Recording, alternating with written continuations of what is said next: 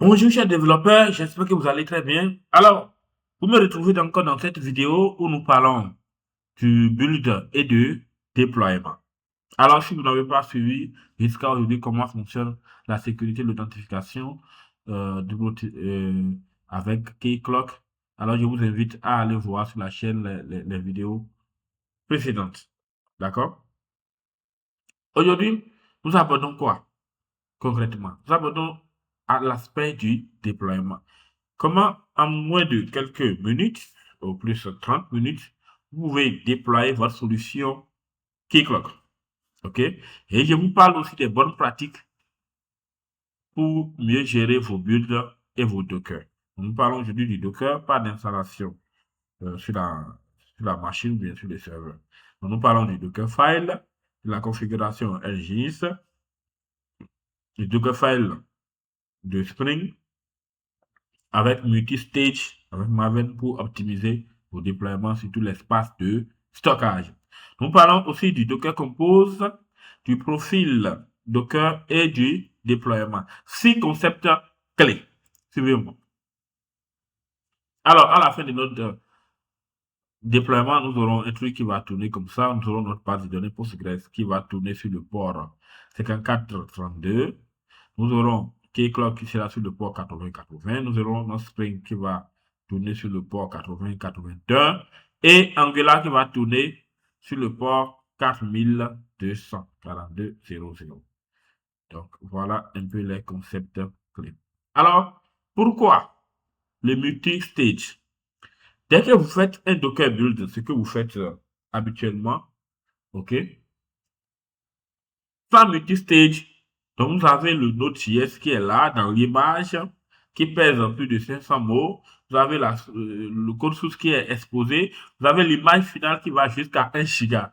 Alors qu'avec multi-stage, donc vous avez seulement NGIS, les fichiers statistiques et au plus 20 mots, votre image est déjà bon. Le code source n'est pas. Donc c'est la version compilée de votre projet qui est déployée du côté Angular, ouais, et c'est plus léger. Et c'est ce qui est conseillé. Voici un peu l'exemple du Dockerfile, d'accord? Où vous avez d'abord la rapide de Node.js. Vous avez le package de votre application. Vous faites le run, OK? Vous faites le run build. Maintenant, vous buildez pour la production, OK? Et vous copiez après les fichiers. Un peu comme la production, voilà. Et tout à l'heure, nous avons fait le build, OK? Et dès que nous faisons le build, nous copions alors notre dossier build que nous mettons dans le dossier statique de NGIS. Donc, sur notre Docker final, on aura juste un NGIS, OK, qui sera déployé avec les fichiers statiques de la version Angular, ce qui fait 20 mégas seulement. Alors que si nous déployons, nous faisons npm start ou bien npm build watch sur notre projet, vous voyez, ça fait tout notre code source qui est exposé, ce qui n'est pas bon. Donc, dans la configuration du NGIS, il y a certaines choses qu'on rajoute. Donc, voilà un peu, on pointe sur notre dossier HTML comme d'habitude. Et on utilise le try-file, que je vais vous expliquer un peu plus tard pourquoi nous utilisons le try-file. Pourquoi nous utilisons aussi les dossiers statiques comme les CSS, les JS, les PNG et tout. Donc, qui sont des dossiers publics et qui sont exposés généralement. Pourquoi le try-file? OK? Donc, vous savez que Angular a un seul fichier, le index.html, mais j'ai plusieurs routes. Donc, dès que vous n'avez pas, si vous n'avez pas le try file, c'est-à-dire, dès qu'on rafraîchit la page, c'est parce que ceux qui ont déjà déployé Angular vont avoir certainement ce problème. Ça va vous retourner 404 not found. Alors, s'il y a le try file, dès que vous rafraîchissez une page qui est déjà sur une route donnée, alors le try file vous redirige sur le index. Et le index permet à Angular de retrouver la route adéquate et va vous envoyer sur cette page-là. Donc, si vous n'avez pas cette partie-là dans votre configuration LGIS, vous allez voir que quand vous déployez votre application, vous accédez à ça, ça vient. Mais dès que vous rafraîchissez la page, ça va vous dire 404 d'autres. Alors, Je vous parle aussi des builds de la partie Spring Boot avec multi-stage. Ce que nous avons pris à faire tout le temps, c'est juste compiler notre application, déployer. Ce qui fait augmenter nos builds. Alors que nous pouvons en faire encore mieux, comme je l'expose ici. Ouais.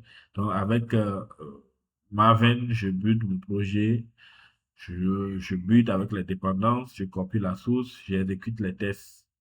Après, je copie le dossier jar. Et c'est le jar que j'expose après. Ce qui me paye des codes sources. Nous avons ici le Docker YAML. OK? Donc l'application YAML de Spring Boot, dans laquelle, par exemple, nous exposons le profil Docker, dans laquelle nous exposons le lien vers Keycloak, le lien vers le Realm de Keycloak. Nous autorisons le course origine, le front-end. Donc, comme le front-end est dans le Docker, donc c'est en local, on les met dans le même réseau. Alors, on utilise le nom des conteneurs, comme d'habitude. Je ne vais pas m'attarder sur ça. Le Docker Compose structuré. Vous voyez là, on a un Docker Compose et là, on a les services. Premier service, on a le Postgres. Le Postgres qui tourne sur le Postgres version 15 avec le username, Keycloak, la base de données Keycloak et tout. Vous pouvez aussi spécifier des schémas si vous voulez. Nous avons maintenant notre Keycloak aussi, ici, d'accord, qui démarre avec Stardev en mode développement et qui pointe sur la base de données Postgres. Donc, vous voyez, avec les identifiants que nous avons précédemment. Ici, Keycloak, KC admin, et comme ça, c'est les identifiants pour accéder à la partie administration de Keycloak.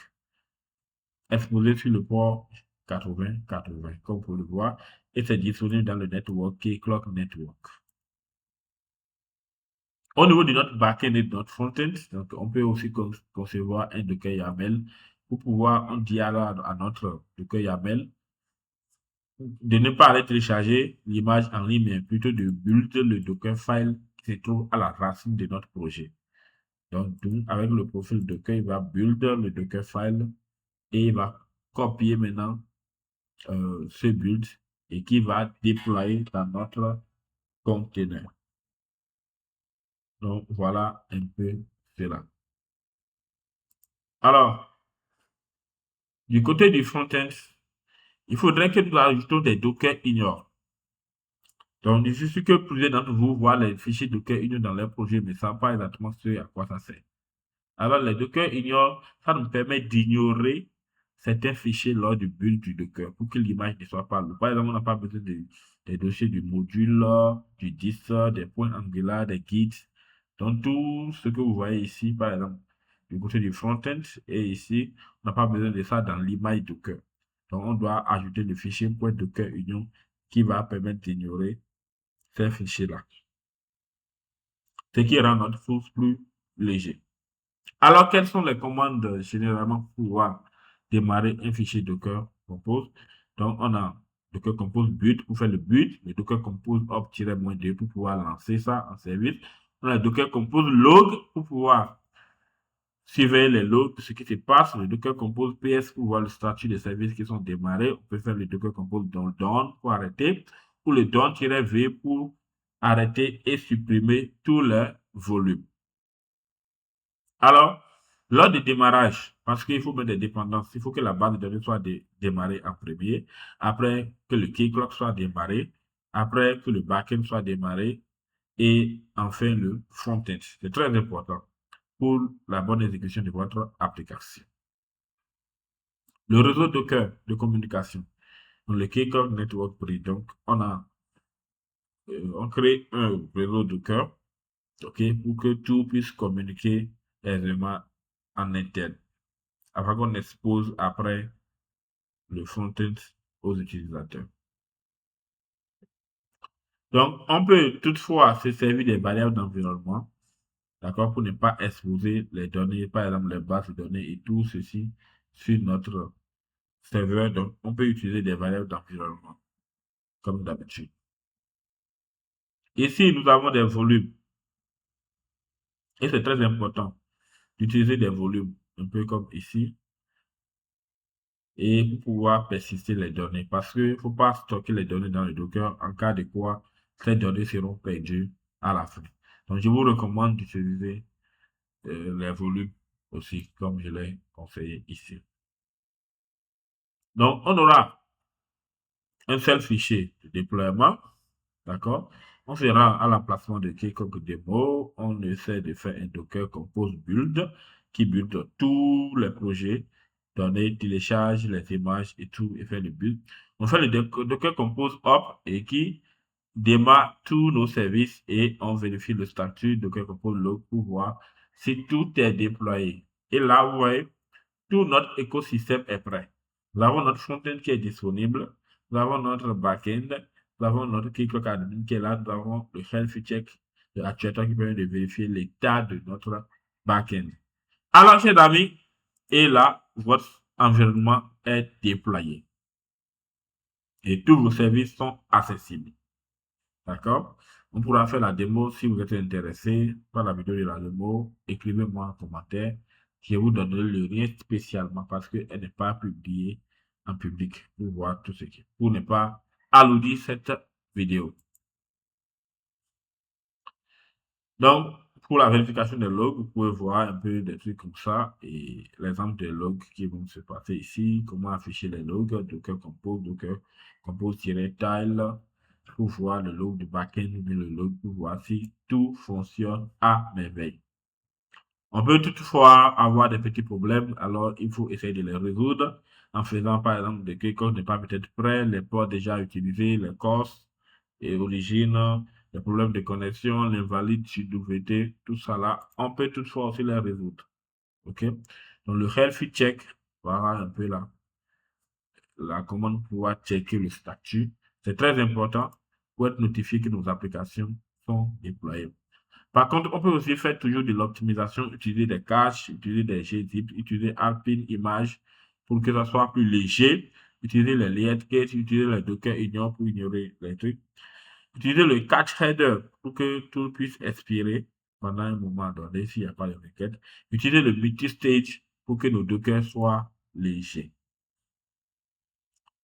Récapitulatif des fichiers, voici un peu la situation des fichiers. Et c'est là nous voyons à l'écran. Alors, qu'est-ce que nous avons appris aujourd'hui? Nous avons appris à faire dockeriser une image Docker d'un projet Angular, d'utiliser NGINX, les configurations et les routes avec les caches. Nous avons vu comment faire le Dockerfile avec Spring Boot, Maven Multistage. Nous avons vu comment on fait du Docker Compose pour tout combiner dans le Docker Compose. Nous avons vu comment on fait le profil Docker. Nous avons vu comment on fait la communication réseau et tout. Nous avons vu comment on fait les volumes et puis le Docker Ignore. Et puis après, quand on lance le déploiement. C'est une de ces parties des vidéos que vous n'avez pas compris, vous pouvez retourner en arrière et faire pause et voir. Sinon aussi, la documentation sera disponible sur le GitHub. Alors, nous sommes à la fin du module 3, d'accord, qui nous parle un peu de Angular et de tout ce qui nous a mis dans le déploiement. S'il y a une des vidéos que vous n'avez pas suivies, c'est toujours disponible sur la chaîne, vous pouvez voir. Alors, la prochaine étape sera le module 4 qui va parler beaucoup plus des fonctionnalités avancées, des social login avec Google, les multi-factor authenticator, d'accord, les MFA, les user federation, le custom theme, le event et les audits, et les high availability dans la haute disponibilité. Nous allons voir tout ça là dans la vidéo 4. Encore une fois, merci d'être resté jusqu'à la fin de cette vidéo. Je vous remercie. Si tout ce que je fais vous plaît, n'hésitez pas à aimer la chaîne, à partager et à laisser les commentaires et nous allons encore faire de notre mieux. Merci et à la prochaine. Ciao.